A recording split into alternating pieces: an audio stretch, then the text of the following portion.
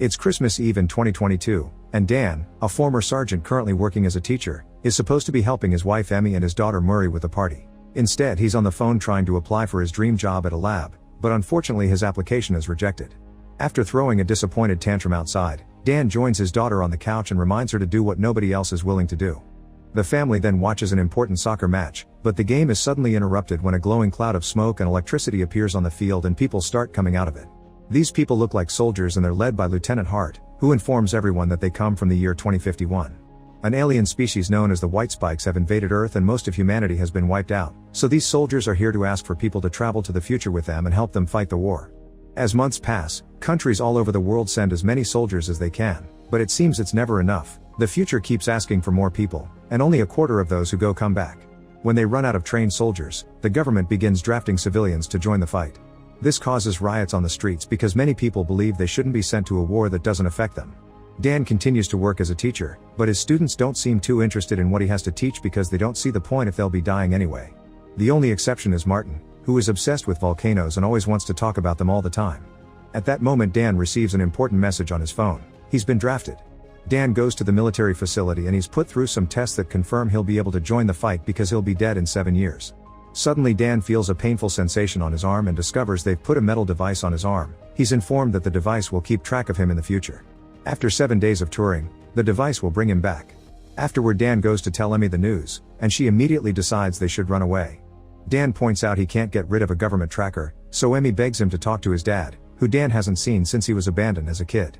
Putting pride aside for the sake of his family, Dan goes to see his father James to ask for his help, but James thinks Dan was sent by the government to spy on him and an argument ensues. In the end, Dan has to leave with the device still attached to his arm. He returns home to give his family the bad news, but he also promises he'll be back. The next day, Dan goes to the training facility, where he befriends a scientist named Charlie and a fighter called Dorian, who is going back for his third draft. They receive basic training, which includes shooting and first aid, before they're given a full explanation of how the time travel technology works. The time link is similar to two rafts on a moving river, and a river can only move between those 2 points. That's why they can only travel between 2022 and 2051, those are the fixed points and they can't choose something right before the war. Sometime later, the trainees are resting in the barracks when suddenly the alarm begins ringing. It's time for them to leave. The trainees are confused because they were supposed to have 7 days of training, but they're told the future can't simply choose when they need help. Once everyone has gathered, the time link is activated and a cloud like it appeared during the soccer match begins absorbing them into the future. They're supposed to be going to Miami Beach, but in the control room, something goes wrong with the output coordinates. The group appears in the sky right above the city and falls on top of a building, which causes many of them to instantly die.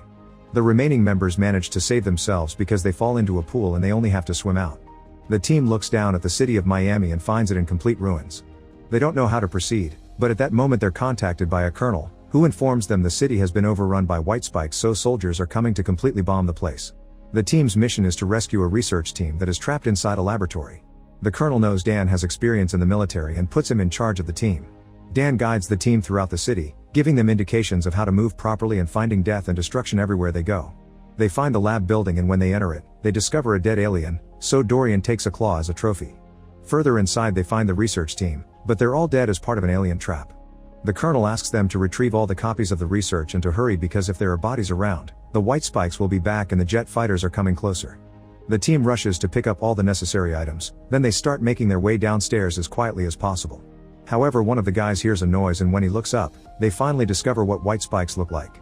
The alien shoots a spike from its tentacles, killing one of them, and the team immediately opens fire. Their bullets can't seem to damage the alien's thick skin, but at least it seems they can slow them down as they run down the stairs and find an exit hallway. The aliens kill and capture many team members on the way, so Dan stays at the back to defend them. Since his bullets won't work, he attacks with a fire axe, which isn't that effective either. Luckily Dorian comes to the rescue and kills the creature by teaching the team that the only weak spots are the neck and the belly. With lots of White Spikes coming after them, the team runs down the streets until they find the tank that is coming to rescue them. Unfortunately the White Spikes get to the tank first and destroy it. Now the team has no choice but to fight the aliens while at the same time trying to find cover. As more and more team members fall to the aliens' attack, the survivors fall inside a tunnel, and Dan stops to rescue a fallen trainee. This delays the entire team, and 2 of the trainees decide to stay behind and act as a shield against the aliens so the rest of the team can run away. At that moment, the jets finally arrive and bomb the entire area. Hours later, Dan and Charlie wake up in a forward operating base in the Dominican Republic. They find Dorian, who informs them the rest of the team is dead and scolds Dan for having stopped to help a fallen person which put in danger anybody else. Dorian admits he suffers from cancer, and he's learned that he's the one that gets to decide when he dies. Their talk is interrupted when Dan is requested to see the colonel. When he hears another soldier refer to her by her surname, Dan is shocked to realize this is an older Murray. She grew up to be a scientist, and she's the lead researcher in the Air Force, which she created herself. Murray explains she didn't bring Dan to see her father again, she actually needs his help with something. In fact, she acts all cold and professional around him. Then she proceeds to show him the recording of a different looking white spike. All the aliens they fought in the city were males, and this one is female. She's more aggressive and much rarer, she also nests underground. The male white spikes will die to defend her because it seems all they care about is the survival of their species. The bombs the military use have a toxin Murray created, and so far it's been killing the male white spikes without issues. However, the female alien survived that toxin, so Murray needs Dan to join the extraction team and capture a female white spike to be studied. Hopefully they can develop a stronger toxin that will kill the alien's main source of reproduction. The team gets ready and leaves in helicopters, where Murray tells Dan the story of what happened. The aliens showed up out of nowhere in Russia in 2048, somehow avoiding all satellite imagery and radar. It only took them 3 years to take over the world, and they don't care about material things, they just want humans as food. Dan wants to know what happened to him before he died, but Murray thinks it's better not to go down that road. Moments later, they arrive at the nest, where they find a bunch of soldiers trying to tie up the female white spike. The alien is furious and begins attacking the soldiers, killing lots of them. Murray joins them and lands a clean shot on her neck, giving the others the chance to put more rope around her and stop her from leaving. Finding herself caught, the female alien cries out to call for her protectors, and soon the area is swarmed with aliens. While the female tries to attack Murray, Dan comes down and shoots at as many aliens as he can before joining the others in the nest to help save his daughter. Together the soldiers push the female into the cage in a helicopter, but now the males are trying to attack the helicopters too to save her, even making one crash. Dan and Murray run to a jeep and start firing at the aliens to give the helicopters the chance to escape with the cage. Afterward, the two of them drive at a great speed to escape the area. They stop at a beach to send an SOS flare, and Murray scolds Dan for acting without thinking. Dan just wants to protect her, but Murray doesn't believe him and explains he left the family when he was 12 because the depression of not working on what he wanted hit him hard. When she was 16, Dan was in a car accident, and Murray was at the hospital when he died. Murray is hurt by all this, and Dan has no words because he can't believe he became like his father. Suddenly he realizes he may understand James when he said that the war left him in a dark place mentally. The female white spike is taken to a fortified offshore oil platform, where the time machine is kept. She's chained and given a huge amount of sedatives every hour. Dan and Murray work together on analyzing the alien's DNA and trying to discover how she stops the toxin from killing her. It's a lot of work that takes them many days, but it also allows them to bond again and chat in a more friendly way while they share meals. The night before Dan has to leave, he tells Murray that he's proud of her and that her mother would have been proud too. Dan tries to tell Murray she needs to rest and to give him more to do since he's supposed to be here to help after all. Murray takes the chance to finally explain why she brought him here. Once she finds a way to make a stronger toxin, he needs to take it back to the past to mass produce it and get it ready for when the aliens arrive. That's why she's working like crazy to finish tonight, she needs to be done before he leaves. Dan doesn't want to leave Murray behind to her death, but Murray points out she called him because she's the only one she can trust. At that moment, the machine finally finishes a toxin with a 100% match for a female white spike, but it's also the moment the alien wakes up and calls for her protectors. As a bunch of male aliens arrives to attack the platform, Dan thinks they should kill the female to stop the attack, but Murray points out they only have one sample of the toxin and it could help more in the past. While the soldiers begin defending the platform the best they can and many aliens crash into the labs, Murray and Dan run around the platform to try to make it to the helipad where Dan should be for the time jump, which will happen in a few minutes. The two of them shoot lots of aliens on the way, yet Murray still gets hit by a spike. Dan tries to help her walk, but she's in too much pain, and the platform is about to go down because the aliens crashed a ship against it. Murray apologizes for being cold to Dan, and after saying she loves him, she gives him the toxin, urging him to take it back to save everyone. Suddenly an alien shows up and drags Murray down with it, causing Dan to jump after her to save her. However, that's the moment when the time machine activates, and the time link takes Dan, Dorian, Charlie, and the others back to the past. Thankfully the toxin is safe in Dan's hand and the vial doesn't break.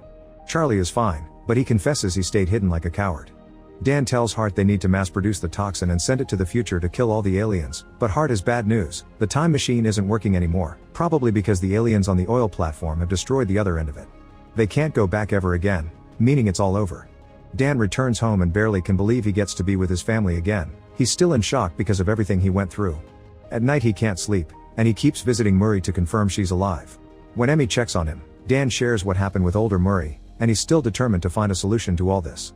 Emmy helps him see the facts they have. They know the aliens attack Russia in 2048, but nobody sees the ships arrive. Maybe that's the year they start moving, but they arrive before, and nobody notices because it's in the middle of a frozen nowhere in Russia. So they need to start looking at years before that.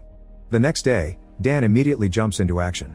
He visits Dorian and convinces him this isn't over yet, then they take Dorian's trophy claw to the lab Charlie works at. Charlie confirms there's sediment on the claw that looks like volcanic ash that came from either China or Korea.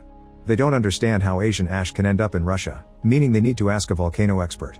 Next, Dan goes to see his student Martin, who explains there was a huge volcanic eruption in Asia thousands of years ago. If the ash was blown by the wind, it could have gotten caught in Russian waters, which eventually became ice. This means the creatures have always been here on Earth, frozen under hundreds of layers of ice. That's why they never saw the ships arrive. The reason why they wake up in 2048 is that's when climate change finally finishes melting all the polar ice. They take this theory to the government, but since they don't have any proof, they aren't given the resources to find the alien nest.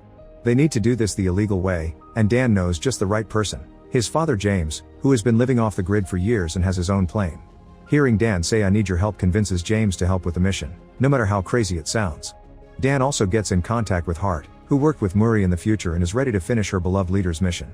Hart brings a few soldiers with her, plus plenty of weapons and some copies of the toxin. The team travels to Russia, and Charlie promises this time he won't hide. When they make it to the Academy of Sciences glacier, they begin looking around the area for signs of anything strange. They stop when they discover their machines are going crazy because there's a weird magnetic field surrounding them. Using lots of explosives, the team opens a hole in the ground and enters an ancient cavern, where they finally find the frozen spaceship. Dan points out that entering the ship is extremely dangerous and they could go tell the government they've found proof, but everyone agrees the government has been useless and it's up to them to make things right. They use a chainsaw to cut through the ice and the team enters the ship while leaving Charlie and James outside in case something tries to escape. The group reaches the cockpit and realizes this is a crash site. The aliens never intended Earth to be their destination. Surprisingly, the body of the pilot isn't a white spike. They go into another room and find the actual white spikes inside a series of biopods, which makes them realize their cargo. They're bioengineered creatures that were used by the pilot's alien race as weapons to colonize other planets. The team begins injecting the pods with the toxin and watches the white spikes wriggling in pain, confirming the toxin kills them. However, their cries also wake up the aliens that haven't been injected yet, causing them to break their pods and attack. The team shoots as many as they can, but some of them manage to escape. Dorian points out they have no choice but to blow up the ship, so he gives Dan his claw and accepts to stay behind to activate the bomb once everyone is out. James begins shooting at the aliens that escape, but Charlie's weapon gets stuck and he begins killing the creatures with a chainsaw. Dan makes it outside and warns them to run away while Hart and the others are swarmed by a huge colony of aliens. Not being able to wait anymore, Dorian makes the bomb explode, bringing everyone creature down with him and dying on his terms like he wanted.